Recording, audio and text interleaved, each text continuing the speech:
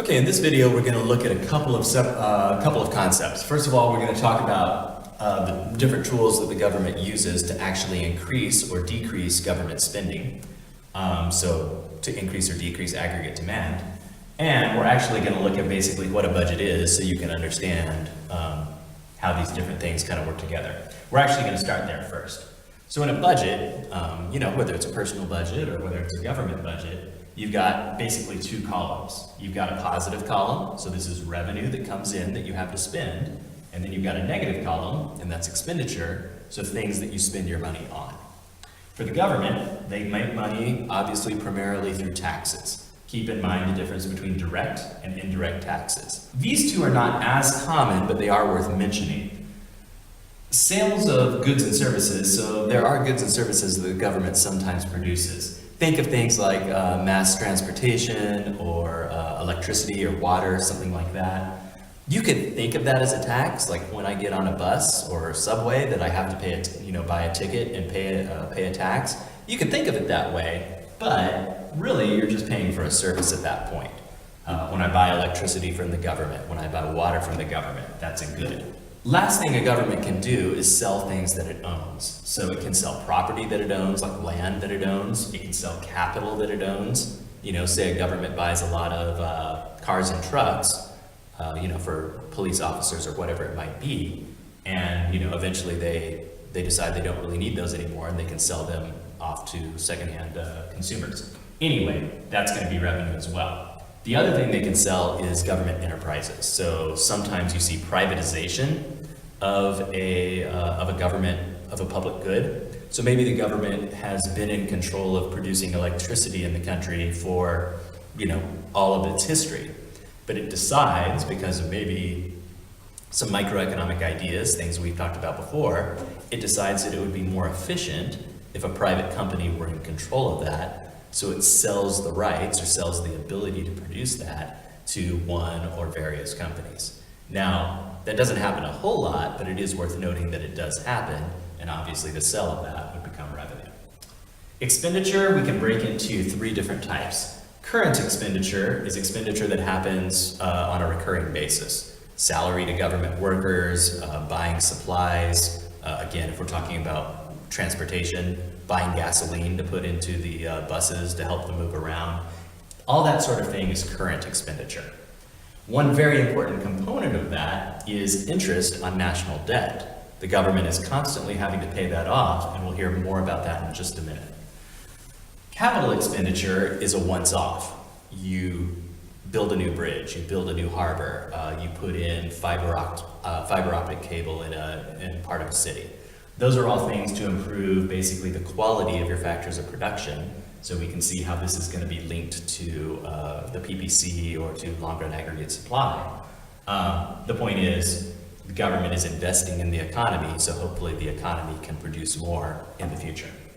The last type of expenditure a government will do is what we call a transfer. And this is strongly linked to Objective 4, which is equity and the distribution of income. A transfer is a nice way of saying a donation. So basically money is going from one party to the other party, but it's not a business exchange. It's not buying a good or a service. So when the government gives somebody unemployment benefits, they're not giving them the money to stay unemployed. That would be an exchange, that would be a trade. Instead, they're saying, well, since you're unemployed, here's some money. So it's more of a donation. Well, that word is kind of loaded, so instead we just refer to it as a transfer. So those are the things that make up the budget. Now, obviously, if the positives are bigger than the negatives, we have what's called a surplus budget. It doesn't really exist too often. More often, the expenditures, the negatives, are larger than the positives, and we have what's called a deficit budget. We'll talk about how those work or how they're used in a moment. The question is, when you have a deficit budget, you have a bit of a problem. The Treasury is the part of the government that has to pay the bills. Usually it's the legislature who sets the budget, but it's not like they write the checks and spend their time doing that. They have more important things to do, I suppose. The Treasury has to pay the bills. When they're faced with a deficit budget, their revenue is not enough to pay for their expenditures. So where do they get the money? They can't just tell people, oh, sorry, we don't have money this year, so we'll pay you next year. that doesn't work, people would cease to do business with the government. People would cease to work for the government. They would go look for employment somewhere else. So because they can't write an IOU, instead the government has to get a loan. Well, when people loan money to a government, it's referred to as a bond, a T-bill is a treasury bill, and you find this, banks will loan money to the government, individuals will loan money to the government, foreign individuals will loan money to a government. Well, the reason they're willing to loan money to a government, and the US is really famous for this, the reason they're willing to do that is because they see that as a very safe investment. It's not a really profitable investment. That gets to the idea of risk versus reward. The more risk there is, the more reward, possibly, and vice versa. So you have to think, for a government to not pay back a loan, well, that would mean the government would have to not exist. If the government were to just say, well, sorry, we borrowed this money a while ago and we're not going to pay it back, well, again, no one would ever loan money to them again. Now, one point to make on this, remember the effects of inflation. Remember, inflation is good for one group of people, and that's people who owe money. Well, the government owes a lot of money, but because of inflation over time, what ends up happening is the amount of money they borrow today, when they go to pay it back in 5 years, it's worth a little bit less because of the effects of inflation, which makes you wonder if the government likes inflation for that reason. It's important to note, to come back to this expenditure item, depending on the country, this number can be 25, 30, 40% of expenditure. It can be quite a lot. So, always there's the opportunity cost issue there. Since we're spending money on interest, it means we have to charge more tax, or it means that we pay for less other things, schools, infrastructure, hospitals, whatever it might be. Okay, so how does the government use the budget to accomplish what it wants? The most simple way is to run a deficit or a surplus budget on purpose. When we talk about these, it's known as what's called discretionary policy, meaning that the government isn't just accidentally doing it, they're using their discretion, that is, they're making a choice.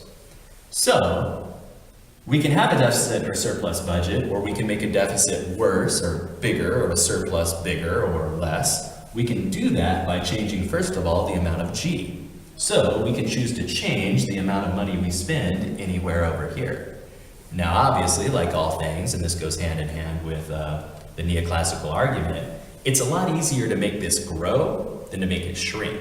Remember, these are all programs. What if the government comes back and says, we were going to build a bridge here and it was going to help the economic activity in your town, but we're not going to do it anymore? Well, that's going to be an unpopular decision. What if the government says, we're going to start building a bridge here? Well, then everybody's going to say yes. So keep in mind that they can change G, but it's a lot easier to make it increase than it is to shrink it. Also, depending on the country, a certain amount of G is already tied up in contracts. That is, someone being paid salary, they maybe have a 3 or a 4 year contract, so you can't get out of that very quickly. Or you've signed a contract with a construction company and you can't get out of that very easily. So those are all problems with changing the amount of G. Easy to make it bigger, hard to make it smaller. They can also change T, so they can reduce the amount of taxes they bring in or increase the amount of taxes they bring in. Obviously, one of those is a lot easier than the other. It's easy to decrease taxes, that is, people really like that and are going to be happy about it, but to increase taxes is more difficult. Keep in mind that when you change tax, both consumers and businesses are going to be affected by that. If you charge me less tax, I'm going to spend more money. If you charge a business less tax, they're going to invest more. Now, technically, the reason I have the star there, technically that's part of a supply side argument, and we'll revisit this idea later on. But it is important to note that even though it's a supply side argument, it does have a demand side effect. When you cut taxes, consumers spend more, and so do businesses. Okay, so we are going to see a change to aggregate demand. A second tool are what are known as the automatic stabilizers. And this goes back to kind of what we talked about in the last video about smoothing out the business cycle. So instead of having the dashed line, we're going to have the solid line, which is a little bit less back and forth. The automatic stabilizers are just that. They're not discretionary policy because the government doesn't have to sit down and make a choice, they just happen. They stabilize, they don't fix it. So they keep things from getting out of control, but they might not necessarily turn it around and make it go the other way. So the progressive tax brackets are the first. Remember, if the economy is growing, that means inflation is a problem, which means, look back at the last video, we want to make aggregate demand not go to the left, but we want it to not go as far to the right. Well, remember, if the economy is growing, that means people are making more and more money. As they make more and more money, they start to climb income tax brackets, and they pay more and more of their money away in tax. So, what that's going to mean is that the economy is not going to grow by as much as it would have. Of course, that's also going to happen in reverse. As the economy starts to shrink, people start to fall down the income tax brackets. Lastly, and especially in the case of a recession, if a contraction or a recession is happening, well, the circular flow is shrinking, and what the government needs is to put more money into it. Well, if the economy is shrinking, more people are becoming unemployed, and they're going to go on unemployment and get money from the government. Therefore, it's going to occur. So you might go, well, wait a minute, those are both government choices. The point is they're government choices, they're government programs that are already in place. So if the economy is here in an expansion and it starts to go downhill, well, the government can't change the budget until next year when it's time to meet on the budget again. However, these automatic stabilizers, they're going to kick in immediately.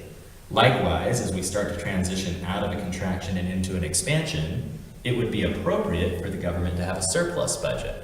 But they can't meet again, they're not going to set that budget again for some time. So in the meantime, the automatic stabilizers are going to kick in and help get the right effect for the government. If you have any questions, make sure to leave a comment down below.